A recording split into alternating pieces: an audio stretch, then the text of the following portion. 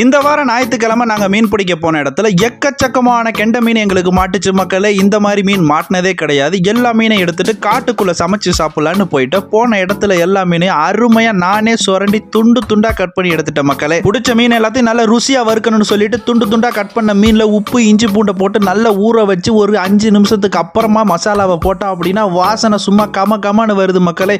எந்த அளவுக்கு வாசனைனா ஆடு கூட பாருங்க மீனை கேட்டு வந்து நிக்குது. மசாலா போட்ட மீனை ஓரமா எடுத்து வச்சுட்டு நம்ம குடிசையை போடுற வேலையை ஆரம்பிச்சிட்டோம் மக்களே. குடிசையை போட்டதுக்கு அப்புறம் மீன் 1/2 மணி நேரம் ஊறிடுச்சு. இப்ப வறுக்கிற வேலையை ஆரம்பிச்சிடலாம். அடுப்பை பத்த வைக்க கஷ்டப்பட்டு பத்த வச்சாச்சு. என்னுடைய அட்வென்ச்சர் வாழ்க்கையில எனக்கு ரொம்பவே கஷ்டமான ஒரு விஷயம் என்னன்னா, நான் பசியா இருக்கும் போது சமைக்கிறதா. இன்னைக்கு என்னால சுத்தமா சமைக்க முடியல. அதுக்காக என் நண்பன் வேணுவை பாத்தீங்கன்னா சமைக்க விட்டுட்டு அவன் சமைக்கிறான். இந்த நேரத்துல மழை வேற வந்துருச்சு.